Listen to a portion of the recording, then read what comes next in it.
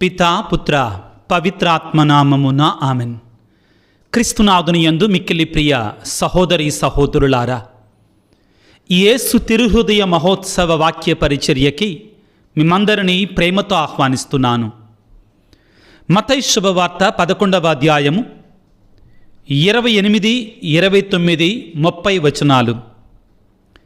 యేసు ఈ రీతిగా బోధించను: భారముచే అలసి సొలసి ఉన్న సమస్త జనులారా, నా యొద్దకు రండు, మీకు విశ్రాంతి నొసగెదను. నా కాడిని మీరెత్తుకొనుడు. సాధుశీలుడననియు వినమ్ర హృదయుడననియు నా నుండి నేర్చుకొనుడు.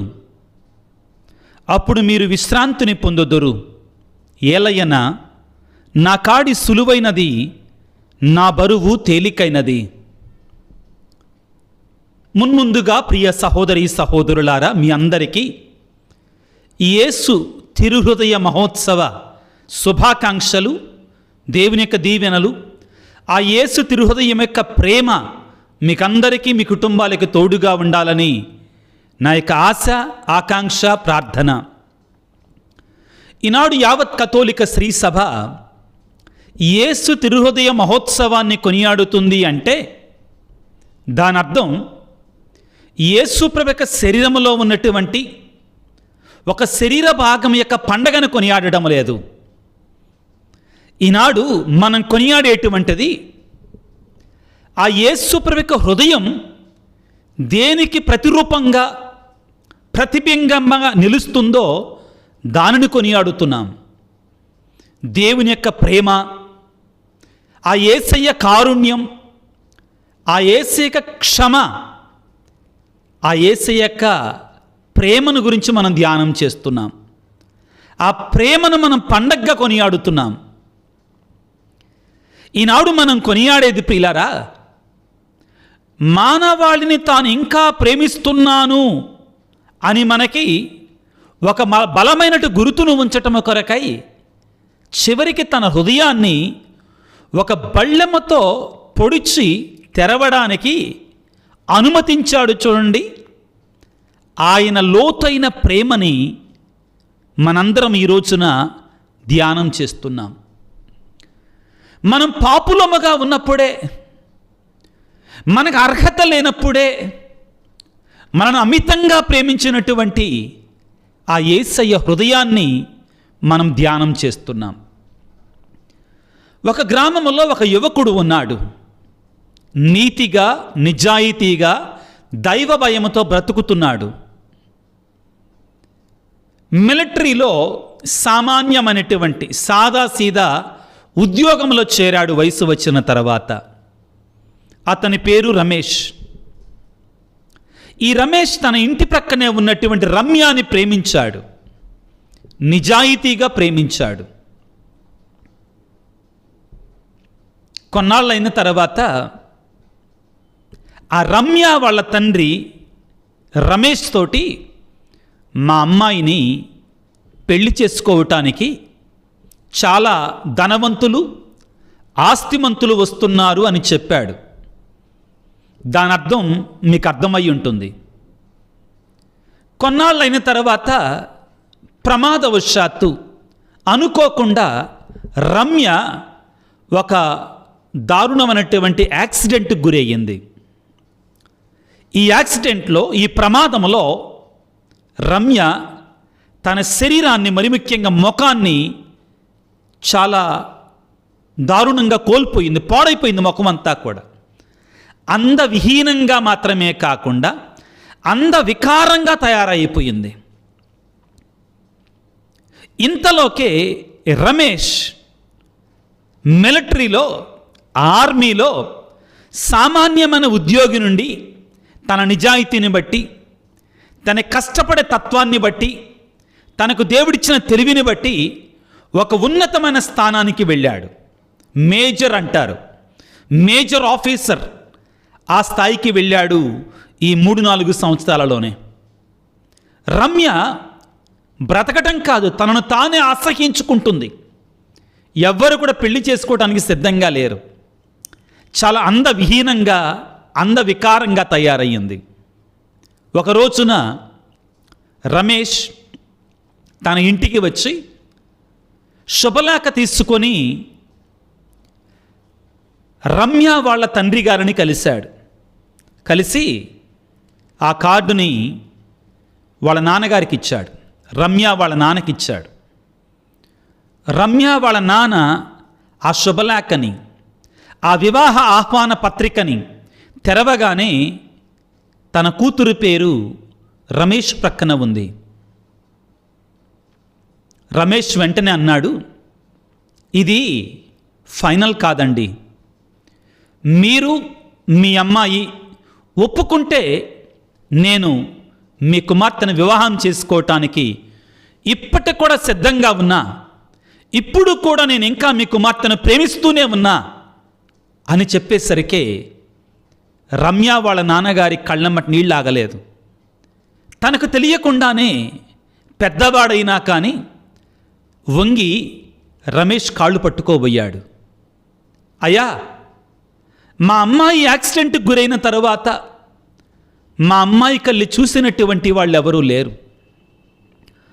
వివాహం విషయం ప్రక్కన పెట్టండి, నా కూతురు ఇంక ఇలాగానే ఉండిపోద్ది అనుకున్నానయ్యా, నా కూతురు బ్రతికింగ్ ఇంతే అనుకున్నానయ్యా. మా అమ్మాయి ముఖం, శరీరం ఆ యాక్సిడెంట్లో పూర్తిగా కాలిపోయింది. కానీ నీవు మాత్రం ఇప్పుడు మామూలు మిలిటరీ మ్యాన్వి కాదు, పెద్ద మేజర్ ఆఫీసర్ స్థాయికి వెళ్ళినటువంటి వాడు. ఇంకా మా అమ్మాయిని ఏం చూసి ప్రేమిస్తావయ్యా, ఏం చూసి పెళ్లి చేసుకుంటా నువ్వు అనగానే రమేష్ అన్నాడు, సార్, నేను మీ అమ్మాయిని బాహ్యమైనటి సౌందర్యాన్ని, శారీరకమైన అందాన్ని చూసి ప్రేమించలేదండి, మీ అమ్మాయిలో ఉన్నటి గుణగణాలను చూసి ప్రేమించాను. ఇప్పుడు మీ ప్రకారం, ఆమె ప్రకారం కూడా, లోకం ప్రకారం మీ కూతురు అందవిహీనంగా, అందవికారంగా మారచ్చు, కానీ నా ప్రేమ రమ్య మీద ఎప్పటికీ మారదండి అని చెప్పాడు. మీరు నాకు ఒక అవకాశం ఇస్తే, మీరు పర్మిషన్ ఇస్తే మీ కుమార్తెను చేసుకోవడానికి వెంటనే నేను మీ కుమార్తెని నా భార్యగా, నా ప్రియమైన భార్యగా చేసుకుంటాను అని చెప్పాడు. వివాహం చేసుకున్నాడు. క్రీస్తునందు ప్రియులకు దేవుని బిడ్డలారా, రమ్య అందవికారంగా తయారయ్యింది. ఎవరూ కూడా ఆమెను చేసుకోవడానికి సిద్ధంగా లేరు. రమ్య తనను తాను అసహించుకుంటుంది, తన మీద తనకే ఏవగింపు కలుగుతుంది. కానీ రమేష్ యొక్క ప్రేమలో ఎటువంటి మార్పు లేదు. ఇంకా నిజమైనటువంటి, లోతైనటువంటి ప్రేమతో రమ్యాని రమేష్ ప్రేమిస్తూనే ఉన్నాడు. తనదానిగా చేసుకోవటానికి, తనతో ఉండటానికి, జీవితాన్ని పంచుకోవటానికి కూడా సిద్ధపడ్డాడు. రమ్యలో ఏ అర్హత ఉంది? ఏ అర్హత లేకపోయినా రమేష్ ప్రేమించాడు. క్రీస్తునందు ప్రియులకు దేవుని బిడ్డలారా, యేసు తిరుహృదయ మహోత్సవాన్ని మనం కొనియాడుకుంటుండగా యేసయ్య మనకిచ్చే సందేశం ఇదే. మనలో ఏ అర్హత లేకపోయినా, మనం అర్హులము కాకపోయినా, దేవుడు తాను మనల్ని ప్రేమిస్తున్నాడు కాబట్టి తన ప్రేమను చూపిస్తున్నాడు, అంతే. మన అర్హతను బట్టి కాదు, మనకున్నటువంటి టాలెంట్స్ను బట్టో, మనకున్నటువంటి హక్కులను బట్టో, మనకున్నటువంటి అందచందాలను బట్టో, మనకున్నటువంటి జ్ఞానాన్ని బట్టో, మనకున్న ఆస్తిపాస్తులను బట్టో కాదు, మనకున్నట్టు పవిత్రతను బట్టి కూడా కాదు. ప్రియులకు దేవుని వల్ల గుర్తుపెట్టుకోండి, మనం పాపులముగా ఉన్నప్పుడే ఆయన మనల్ని ప్రేమించాడు. అది యేసయ్య తిరుహృదయ ప్రేమ అంటే. ఈనాడు ఈ ఆదివారపు మొదటి పట్టణం ద్వితీయోపదేశకాండము ఎంత చక్కగా మనకి వివరిస్తుంది ప్రియులకు దేవుని బిడ్డలారా. 7వ అధ్యాయము 6వ వచనం నుంచి మనం చదువుకోవాలి. ఇందులో ముఖ్యమైన మాట ద్వితీయోపదేశకాండము 7వ అధ్యాయము 7వ వచనాన్ని చదువుతున్నాను. ఇశ్రాయేలు ప్రజలతో మోషే ప్రవక్త మాట్లాడుతున్నాడు. ఏమంటున్నాడంటే, మీరు ఇతర జాతుల కంటే అధిక సంఖ్యాకులన్న తలంపు చేతనో, పరాక్రములు శక్తిమంతులన్నటి తలంపు చేతనో ప్రభువు మిమ్ము ప్రేమించి ఎన్నుకొనలేదు. ఇశ్రాయేలు ప్రజలతోటి మోషే ప్రవక్త అంటున్నాడు, మీరేదో గొప్ప జాతి అనో, పరాక్రమ జాతి అనో, తెలివైనటువంటి వారనో దేవుడు మిమ్ము ఎన్నుకొనలేదు, మిమ్ము ప్రేమించి ఎన్నుకొనలేదు. మీరు జాతులన్నిటిలో కూడా స్వల్ప సంఖ్యాకులు, బలహీనులు. మరి అతడు స్వయముగా మిమ్ము ప్రేమించాడు. ఆ ప్రేమను బట్టి మీ పితరులతో తాను చేసుకున్న వాగ్దానమును నిలబెట్టుకోకోరిన కనుక మిమ్ము ఎన్నుకున్నాడు. వాక్యం ఎంత స్పష్టంగా సూటిగా మాట్లాడుతుంది. మీరేదో గొప్పవాళ్ళని దేవుడు మిమ్మల్ని ఎన్నుకోలా. మోషే ఇశ్రాయేలు ప్రజలతో అంటున్నాడు, మీరేదో గొప్ప సంఖ్యలో పెద్దవాళ్ళని ఎన్నుకోలా. ఆయన ప్రేమను బట్టి, ఆయన చేసుకున్న ఒడంబడిక కారణంగా మిమ్మల్ని ఇంకా ప్రేమిస్తూనే ఉన్నాడు, మిమ్మల్ని ఎన్నుకున్నాడు. మన అర్హతను బట్టి కాదు ప్రియులరా, ఆయన ఉచితమైన ప్రేమను బట్టే, కృపను బట్టే. రోమాపత్రిక 5వ అధ్యాయంలో క్రైస్తవులమైన మనకి ఇదే వాక్యాలని పౌలు గారు ఆపాదిస్తున్నారు. రోమాపత్రిక 5వ అధ్యాయం 8వ వచనంలో, మనము పాపాత్ములమై ఉన్నప్పుడే క్రీస్తు మన కొరకై మరణించెను, ఇట్లు దేవుడు తనపై మనకున్న ప్రేమను చూపించాడు. మనం నీతిమంతులంగా ఉన్నప్పుడు, జ్ఞానులంగా ఉన్నప్పుడు, బలాఢ్యులముగా ఉన్నప్పుడు, మనం మంచి జీవితాన్ని జీవిస్తున్నప్పుడు యేసయ్య మన కొరకే మరణించాలా. ఆయన ప్రేమ ఎటువంటిదంటే, మనము పాపాత్ములమై ఉన్నప్పుడే క్రీస్తు మన కొరకే మరణించను కదా, ఇట్లు దేవుడు మనపై తనకు ఉన్న ప్రేమను చూపించను. దేవుని ప్రేమ ఇది. కాబట్టి యేసు తిరుహృదయ మహోత్సవం అంటే ప్రియులారా, ఆయన ప్రేమకి, ఆయన కారుణ్యానికి, ఆయన కృపకి, ఆయన వాత్సల్యానికి, ఆయన దయకి గుర్తుగా ఉండే పండగ ప్రియులకు దేవుని బిడ్డలారా. మొట్టమొదటిగా దేవుడు మనల్ని క్రైస్తవులుగా ఎందుకు ఎన్నుకున్నాడు? మన గొప్పతనాన్ని బట్టి కాదు. అనర్హులమైన, అయోగ్యులమైన మనల్నే దేవుడు ఎన్నుకున్నాడు.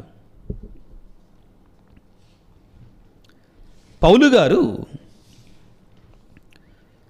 కొరింథీయులకు రాసిన మొదటి లేఖ 1వ అధ్యాయం 26వ వచనంలో పలికినప్పుడు క్రైస్తవుల గురించి మాట్లాడుతున్నాడు. వాడక, సహోదరి సహోదరులారా, దేవుడు మిమ్మల్ని పిలిచిన నాడు మీరు ఎట్లుంటిరో జ్ఞాపకం చేసుకొనండి. మానవ దృష్టితో చూసినప్పుడు మీలో వివేకవంతులు కానీ, శక్తిమంతులు కానీ, సాంఘికముగా ఉన్నతమైనటువంటి జీవము కలిగినటువంటి వారు లేరు. వివేకవంతులను సిగ్గుపరచుటకు లోకముచే అవివేకులుగా భావించబడుతున్న వారిని ఎన్నుకున్నాడు. అది ఆయన ప్రేమ, ఆయన సంకల్పము, ఆయన యొక్క హద్దులు ఎలలు లేనట్టు లోతైనటువంటి ప్రేమ. మనల్ని ఎన్నుకుంది ఆయన ప్రేమించాడు కాబట్టే. అంతే, మన గొప్పతనం కానే కాదు ప్రియులారా. ఇర్మియా గ్రంథం 31వ అధ్యాయం 3వ వచనములో ఆయన నిత్య ప్రేమతో మేము ప్రేమిస్తున్నాడు. నేను నిన్ను నిత్య ప్రేమతో ప్రేమించి తిని అని పలుకుతాడు. ఇంకా యెషయా గ్రంథం 49వ అధ్యాయం 15-16 వచనాలలో, తల్లి తన శిశువును మరచిన నేను మాత్రం నిన్ను మరువను, నా ప్రేమ నీపైన ఆగిపోదంటున్నాడు. ఇది మనం అనర్హులముగా ఉన్నప్పుడే దేవుడు చూపినటువంటి ప్రేమ ప్రియులారా, అయోగ్యులముగా ఉన్నప్పుడే. దీనిని మనం గుర్తించాలి. రెండవది ఏమిటి అంటే, యేసయ్య ప్రేమ ప్రియులారా, యేసయ్య హృదయం ప్రేమకు ప్రతిరూపం. యేసయ్య హృదయం ప్రేమకు ప్రతిరూపం. దేవుడే ప్రేమ. అసలు దేవుడెవరు ఎట్టుంటాడంటే ప్రేమే దేవుడు. ప్రేమ, ఆయన మొత్తం ప్రేమే. దేవుడంటే ప్రేమ, ప్రేమ అంటే దేవుడు. ఈనాటి 2వ పట్టణంలో యోహాను రాసినటువంటి మొదటి లేఖ 4వ అధ్యాయం 8వ వచనం ఈ విధంగా సెలవిస్తుంది. దేవుడు ప్రేమామయుడు, ఆయన ప్రేమ కలిగినటువంటి వాడు, ఆయనే ప్రేమ. యోహాను రాసిన మొదటి లేఖ 4వ అధ్యాయం 7వ వచనంలో ప్రేమ దేవుని నుండి పుట్టినది కనుక మనం పరస్పరము ప్రేమింతము. ప్రేమించువాడు దేవుని బిడ్డ, అతడు దేవుని ఎరిగినటువంటి వాడు. దేవుడు ప్రేమస్వరూపుడు కనుక ప్రేమింపని వాడు దేవుని ఎరగడు. ఈ మాట వినండి పిల్లారా. తన ఒకే ఒక కుమారుని ఈ లోకమునకు పంపెను. దేవుడు మనపై తనకు గల ప్రేమను ఈ రీతిగా ప్రదర్శించాడు. దేవుని ప్రేమకు తార్కాణం, నిదర్శనం యేసయ్యని ఈ లోకంలోని తన ఏకైక కుమారుని పంపటం. పంపినటువంటి ఆ యేసయ్య సిలువలో వేలాడుతూ తన డొక్కలు చీల్చి, తన హృదయాన్ని చీల్చి, తన ప్రేమ ఎంత గాఢమైనదో తెలియజేశాడు. చూడండి, అది ఆయన ప్రేమ. యోహాను రాసిన 3వ అధ్యాయం, సువార్త 3వ అధ్యాయం 16వ వచనంలో దేవుడు లోకముని ఎంతో ప్రేమించి తన అద్వితీయ కుమారుని మన కొరకే ప్రసాదించాడు. యేసుప్రభు ఏమన్నాడండి? తన స్నేహితుని కొరకై ప్రాణం పెట్టే ప్రేమ కంటే మరో గొప్ప ప్రేమ లేదన్నాడు అని చెప్పి, ఆ యేసయ్య మన కొరకే తన ప్రాణాన్ని పెట్టాడు. తద్వారా బిడా, నాకంటే గొప్పగా నిన్ను ఇంకెవరో ప్రేమించరు, నా ప్రేమ హద్దులు ఎలలేనటువంటిది నిరూపించాడు యేసయ్య. ఆ ప్రేమను మనం గుర్తించాలి. ఆ త్యాగాన్ని, ఆ కృపని, ఆ దయని, ఆ కనికరాన్ని మనం గుర్తించాలి. ముఖ్యంగా ఈ యేసయ్య ప్రేమ ఎవరి మీద ఎక్కువగా ఉంటుంది? నీతిమంతుల మీద, పరిశుద్ధుల మీద కదా? కాదు, పాపుల మీద ఎక్కువ ఉంటుంది. విచిత్రం. అదే మరి దేవుడి ప్రేమకి మనిషి ప్రేమకు ఉన్న తేడా. ఇంట్లో 4 పిల్లలు ఉంటారండి. 3 బాగానే ఉన్నారు, శారీరకంగా వాళ్ళ పని వాళ్ళు చేసుకోగలుగుతున్నారు. కానీ 4వ పిల్లాడు మాత్రం అంగవైకల్యంతో ఉన్నాడు. శరీర భాగాలు సరిగా ఉండవు, తనకు తానుగా తినలేడు, తనకు తానుగా చేసుకోలేడు. తల్లి ప్రేమ ఎవరి మీద ఎక్కువ ఉంటుందండి? తల్లి ప్రేమ. సహజంగానే వీళ్ళు 3 ఎట్టోకట్ట బతికేస్తారు. కానీ ఈయన కుమారుడి పరిస్థితి ఏంటి? దేవుడు కూడా అంతే. ఇదే కదా మనం చదువుకునేది లూకాసు వార్త 15వ అధ్యాయంలో 2 చోట్ల రాయబడి ఉంటుంది. 99 మంది నీతిమంతుల కంటే ఒక్కడు మారు మనసు పొందినప్పుడు పరలోకములో ఎక్కువ ఆనందం ఉంటుందట. ప్రియ దేవుని బిడ్డలారా, గాయపడినటువంటి వారిని ఎక్కువగా ప్రేమిస్తాడు. అందుకే ఈరోజు సువిశేషం మత్తయి శుభవార్త 11వ అధ్యాయంలో మనం చదువుకున్నట్లుగా ఎవరిని రమ్మంటున్నాడు? భారముచే అలసి సొలసి ఉన్న సమస్త జనులారా నా యొద్దకు రండి, నేను మీకు విశ్రాంతినిస్తాను. లోకం ఏ విధంగా ఉంది బిడ్డలారా? మానవుడు, ప్రతి మనిషి ఏదో ఒక రకమైన గాయాలు, వేదన, బాధ, శాంతి లేదు, సమాధానం లేదు, భారం ప్రతి మనిషి జీవితంలో వివిధ రకాలుగా. ఎంతమంది మనలో అంటలేదండి, నేను అలసిపోయా నా జీవితంలో, నా వల్ల కాదు, నన్ను మోసం చేశారు, నా ప్రయత్నంలో నేను విఫలం చెంది ఓడిపోయా. ఈ మాటలు మనం వింటలేదా? ప్రభు అంటున్నాడు, అందుకే నువ్వు అలసటతో ఉన్నావా బిడ్డ, నా దగ్గరికి రా, భారము చేయాల్సి సొలసి ఉన్న సమస్త జనులారా నా యొద్దకు రండి, నేను మీకు విశ్రాంతినిస్తాను. మనల్నిగా ప్రేమించేటువంటి వాళ్ళ దగ్గరికి వెళ్తే మనకు తెలియకుండానే మనలో ప్రశాంతత వస్తుంది. మన ఆస్తిని బట్టు ఏదో ఆశపడే వాళ్ళ దగ్గరికి వెళ్తే ఉండదు. మనల్నిగా నిన్నుగా నన్నుగా ఇష్టపడే వాళ్ళ దగ్గరికి వెళ్తే, ప్రేమించే వాళ్ళ దగ్గరికి వెళ్తే మనకు తెలియనటువంటి శాంతి, సమాధానం దొరుకుతుంది. ప్రభు అదే అనేది, బిడ్డ నేను నిన్నుగా అంగీకరిస్తాను. బలహీనతలు ఉన్నాయా?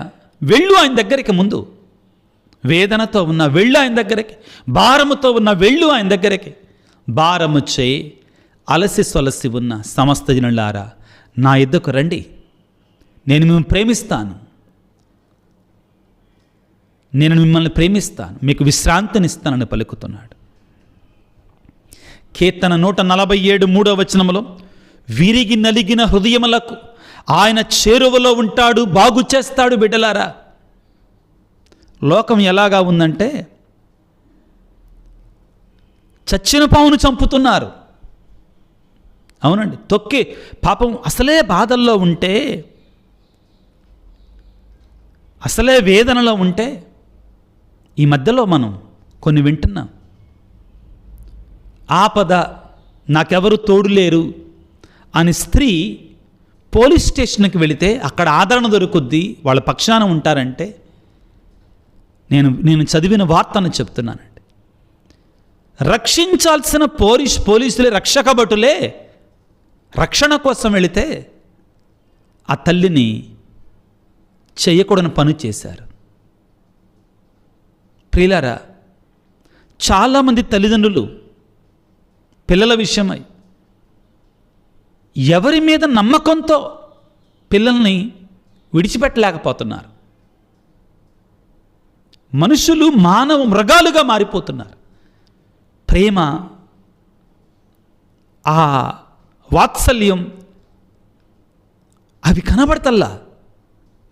ఇట్లాంటి మానవాళికి ప్రభు అంటున్నాడు, బిడ్డ నా దగ్గరికి రా, నేను నీకు విశ్రాంతినిస్తాను, శాంతిని, సమాధానాన్ని ఇస్తానంటున్నాడు. ఆయన హృదయం ఎటువంటిదంటండి? చూడండి, వినండి. వినమ్ర హృదయుడను అంటున్నాడు. ప్రేమ కలిగిన హృదయం. ప్రియులారా, ఈ యేసయ్య ప్రేమని మనం ప్రత్యక్షంగా ఎక్కడ చూస్తాం? సిలువలో. అవును ప్రియులారా, నోరు తెరువలేదాయే ప్రేమ, బదులు పలకలేదాయే ప్రేమ. దూషించే వారిని ప్రేమించే ప్రేమ, క్షమించే ప్రేమ. ఎవరి కోసము ఈ ప్రాణత్యాగము? ప్రియులకు దేవుని బిడ్డలారా, ఇదిగో సిలువ మీద వేలాడుతున్న యేసయ్యని ఎగతాళి చేస్తుంటే, అవహేళన చేస్తుంటే, చీత్కారించుకుంటుంటే, తండ్రి వీరేమి చేయించున్నారు, వీరికి తెలియదు, వీరిని క్షమించండి, పానీయండి తండ్రి, క్షమించండి, వీరి పాపాలు వీరి మీద, వీరి బిడ్డల మీద మాపొద్దు. ఇది ప్రేమ. యోహాను సువార్త 19:34 వచనములో సైనికులలో ఒకడు ఆయన బళ్ళెంతో పొడిచాడు, హృదయాన్ని పొడిచాడు బళ్ళెంతో. హృదయం తెరుచుకొని తన యొక్క ప్రేమ బయటకు వచ్చింది. ఏ విధంగా? రక్తము నీరు రూపములో. ఇది యేసయ్య ప్రేమ. దివ్య సంస్కారాల రూపములో. యెషయా గ్రంథం 53:5 వచనములో, మన పాపముల నిమిత్తమై ఆయన గాయపరచబడ్డాడు. చేసింది పాపాలు మనం, ఆయన మాత్రం గాయపరచబడ్డాడు. క్రీస్తు మనల్ని ప్రేమించి మన కొరకు తనను తానుగా అర్పించుకున్నాడు. ఇది ఆయన ప్రేమ. తప్పు చేసింది మనం, ఆయన ప్రేమ ఆగలేదు, ఆయన ప్రేమ తట్టుకోలేదు.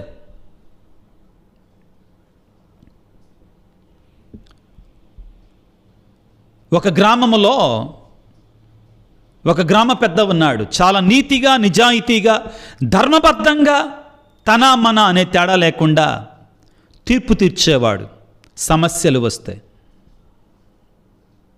ఒక రోజున ఒక చిన్న దొంగతనం జరిగింది. చివరికి గ్రామం మొత్తం వచ్చింది. ఎవరు దొంగతనం చేసినట్టు చివరికి తేలింది ఏంటంటే ఆ గ్రామ పెద్ద కొడుకే ఆ దొంగతనాన్ని చేశాడు.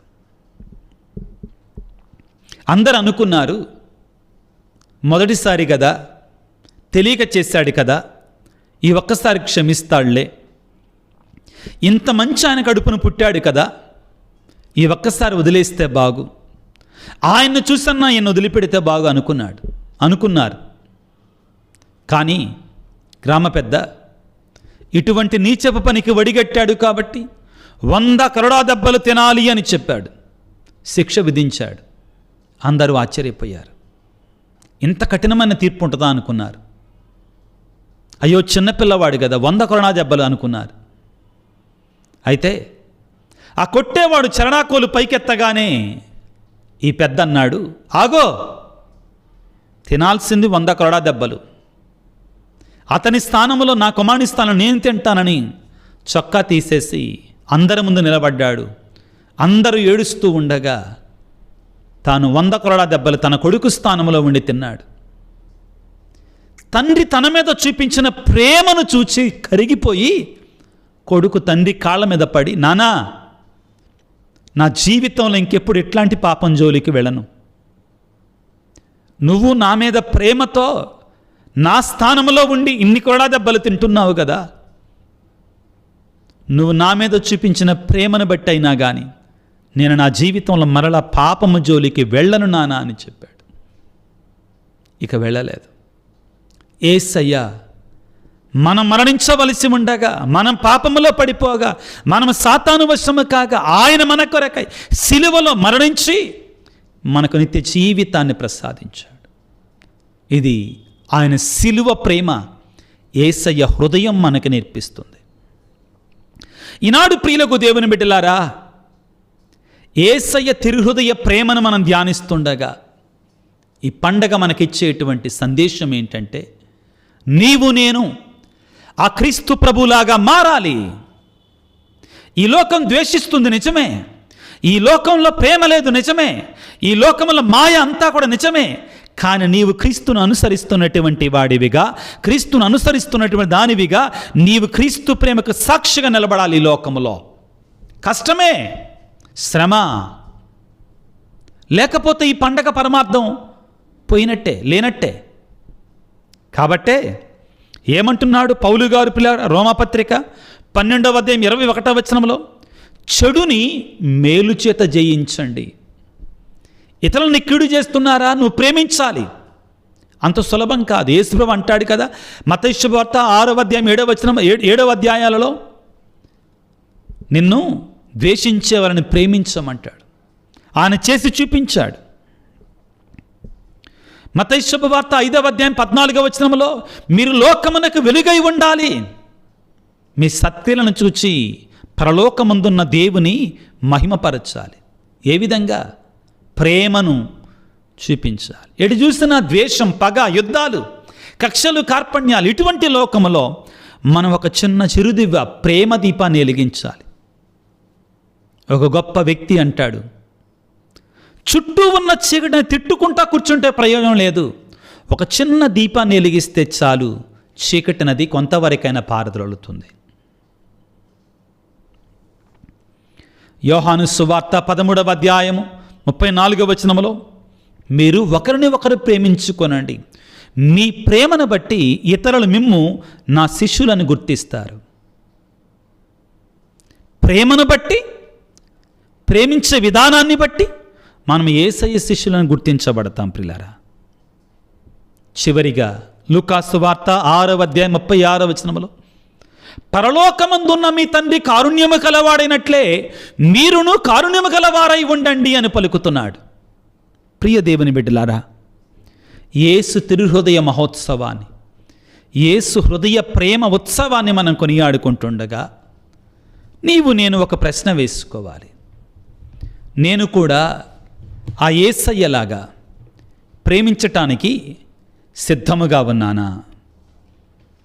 నాలో ఆ ప్రయత్నం జరుగుతుందా? లేకుంటే ఈ పండగ చేసుకొని కూడా ఉపయోగం లేదు ప్రియులారా. మనం ఎప్పుడైతే ప్రయత్నం చేస్తామో యేసయ్యలాగా మారడానికి, అప్పుడే దాని యొక్క అర్థం ఉంటుంది. పౌలు గారు ఒక మాట అంటారు, మీరు యేసయ్య ప్రేమ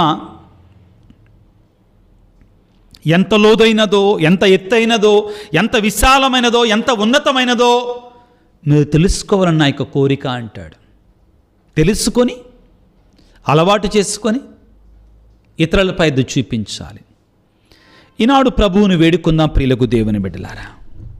యేసయ్యా, నీ హృదయ మహోత్సవాన్ని కొనియాడుకుంటుండగా, నీ తిరుహృదయ మహోత్సవాన్ని కొనియాడుకుంటుండగా నీకు స్తోత్రాలు, వందనాలు. ప్రార్థన చేసుకుందాం. సర్వశక్తిమంతుడా, సర్వోన్నతుడా యేసురాజా, అనంతమైన హద్దులు ఎల్లలేనటువంటి ప్రేమ కలిగిన హృదయాన్ని మాకు ఇచ్చినందుకు మీకు స్తోత్రాలు. అది ఆరని అగ్నివలే మండుతూనే ఉంది ప్రేమాగ్ని చేత. ఓ దేవా, మీరు మమ్ము ఏ విధంగా ప్రేమించారో మేము కూడా ఒకరిని ఒకరు ప్రేమించటానికి, ద్వేషం ఉన్న చోట ప్రేమను పంచటానికి, పగ ఉన్న చోట క్షమాపణనివ్వడానికి మాకు మీ శక్తినివ్వండి అయ్యా. లోకమంతా కూడా పగలతో నిండిపోతుంది. వైరుధ్యాలు, వైషమ్యాలు, ద్వేషాలతో మునిగిపోయింది. ఈనాడు తండ్రి, మమ్మందరిని దీవించండి, ఆశీర్వదించండి. నీ ప్రేమను జ్ఞాపకం చేసుకుంటుండగా, నీ ప్రేమను ధ్యానిస్తుండగా, ఆ నీ తిరుహృదయాన్ని మా జీవితాలకు ఆదర్శంగా ఉంచుకొని మేము కూడా ప్రేమ కలిగి, క్షమాపణ కలిగి, కనికరము కలిగి, కృపలో జీవించే విధంగా మమ్మల్ని దీవించండి నాయన. మీకు స్తోత్రాలు తండ్రి, మీకు వందనాలు. పాపులమైన మమ్మల్ని, పాపులుగా ఉన్నప్పుడే మా కొరకై నువ్వు సిలువలో మరణించావు, రక్షించావు మమ్మల్ని. మీకు స్తోత్రాలు. ఇటువంటి క్షమించే ప్రేమ మాకు కూడా దయచేయి తండ్రి. ఈనాడు ఈ వాక్య పరిచయలో పాల్గొంటున్న బిడ్డలందరినీ దీవించండి, ఆశీర్వదించు. వారి కుటుంబాలను దీవించండి, వారికి ఉన్న సమస్తాన్ని ఆశీర్వదించండి. అనారోగ్యముతో బాధపడుతున్న బిడ్డలని గాయపడిన హస్తాలతో తాకి స్వస్థపరచండి. ముఖ్యంగా కుటుంబాల్లో శాంతిని, సమాధానం దయచేయండి. వివిధ తలంపులు, ఉద్దేశాలు, కోరికలతో భారముచ్చే ఉన్న బిడ్డలు ఎంతోమంది ప్రార్థించమని అడుగుతున్నారు. ప్రభువా, నీ శక్తిని, నీ కృపను వారికి దయచేయండి. నీ ఆశీర్వాదాన్ని వారికి దయచేయండి. నీ అద్భుతాలను వారి జీవితాలలో చేయండి. నిరుత్సాహముతో నీరుగారిపోయిన జీవితాలలో ఉత్సాహాన్ని నింపండి. లూకాసు సువార్త 4వ అధ్యాయం 16, 17, 18 వచనాలలో దేవుని ఆత్మ నాపై ఉన్నది పేదలకు సువార్తను బోధించుటకై, నిరాశలో ఉన్నటువంటి వారికి ఉత్సాహాన్ని కలిగించుటకై అని పలికావు. అవును తండ్రి, నీ ప్రేమ మాలో ఉత్సాహాన్ని కలిగించినట్లు దీవించండి. ఈనాడు వాక్య పరిచయలో పాల్గొనని బిడ్డలందరినీ దీవించమని, నీ తిరుహృదయ ప్రేమతో నింపమని, ప్రభువా, ఈ పరిచర్య కొరకై సహాయం చేస్తున్నాను బిడ్డలందరినీ కూడా 30 అంతలుగా 100 అంతలుగా దీవించమని మనాదులైన క్రీస్తు ద్వారా వేడుకొనుచున్నాము తండ్రి, ఆమెన్. ప్రభువు మీతో ఉందురుగాక, మీ ఆత్మతో ఉందురుగాక. సర్వశక్తి గల సర్వేశ్వరుడు పిత, పుత్ర, పవిత్రాత్మ మిమ్ము మీ కుటుంబాలను చల్లగా దీవించి ఆశీర్వదించి కాపాడుదురుగాక. God bless you. దేవుడు మిమ్ము దీవించుగాక. ఆమెన్.